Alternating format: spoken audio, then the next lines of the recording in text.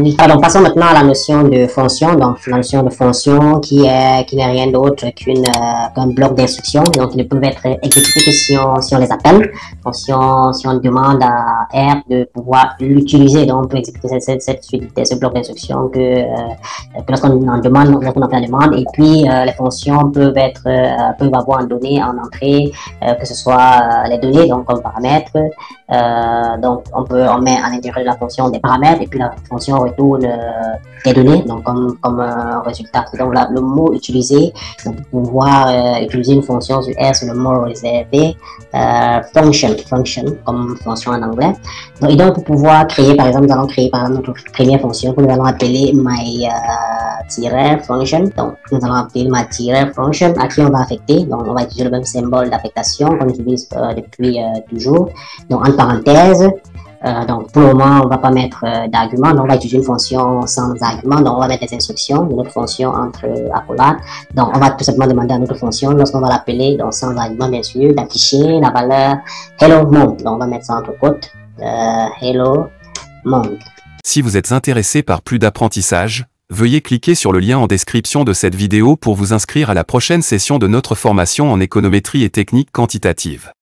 On va lui demander d'afficher hello monde, donc on va exécuter notre fonction, on va sélectionner et exécuter, donc run, donc on clique sur run. Voilà, lorsqu'on le fait, donc voilà, donc elle exécute notre fonction. Si on va à droite au niveau de l'environnement, vous verrez que notre fonction a bel et bien été implémenté là dans notre fonction, donc ça c'est l'historique. Donc on peut venir là dans l'environnement et puis donc vous verrez qu'il y aura une nouvelle fonction qui aura été créée et qui va s'afficher là. Donc voilà notre fonction, toutes les actions que nous avons fait en plus de notre fonction qui s'appelle myFunction. Donc on peut maintenant l'appeler, donc pour pouvoir, n'est-ce pas, appeler notre fonction. Donc après l'avoir créée, donc on va tout simplement y mettre des arguments. Donc on va faire par exemple myFunction, my-8 function. Donc il faut bien se rassurer que c'est le même nom qu'on a attribué tout à l'heure, donc pour que ça puisse le reconnaître. Donc si on met un nom inexact, my function, en parenthèse, on va pas mettre d'argument puisque notre fonction dès le départ a été définie sans argument. Donc on va exécuter tout simplement, donc sélectionner ceci et puis exécuter. Donc dans la console, on peut voir afficher hello world puisqu'on a demandé à notre fonction d'afficher un certain nombre, d'afficher juste hello world lorsqu'on l'appelle. Donc maintenant, il faut savoir que lorsqu'on déclare une fonction, donc on peut insérer un certain nombre d'arguments. Donc, un argument qui peuvent être des données, donc des informations qui doivent être passées à la fonction de telle sorte qu'elle donne à la sortie un certain nombre d'autres informations. Donc, à titre illustratif, nous allons construire une autre fonction. Donc, on peut lui attribuer le même nom. Donc, lorsqu'on attribue le même nom, naturellement, il va effacer. Donc, il va retourner dans la nouvelle valeur qu'on lui aura définie lorsqu'on aura exécuté notre fonction. Donc, on va toujours l'appeler myFunction. Donc, il va, étant donné le prénom, donc qu'on va entrer, donner le nom et le prénom. Donc, un nom fixe, donc on va lui attribuer un nom fixe, donc un nom, et puis il va afficher une série de noms, donc qui sera l'association du nom et du prénom. Donc,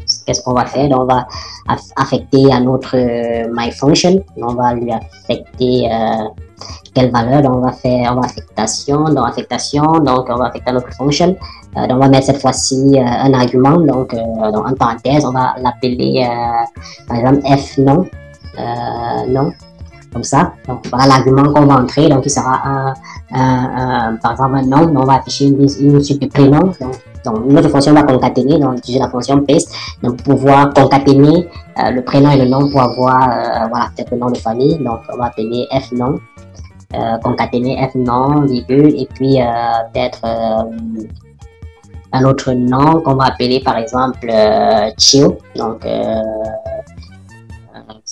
voilà, donc on va concaténer le f nom et chill. Donc par exemple, donc si on appelle un myFunction là, donc si on va exécuter d'abord les instructions. Ces instructions doivent être entre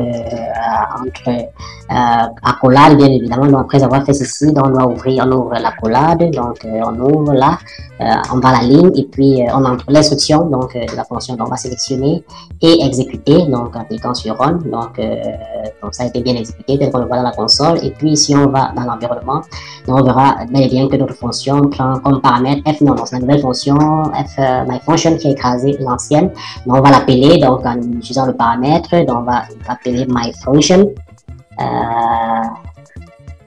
on va entrer par exemple quel paramètre. On va entrer par exemple le paramètre Peter.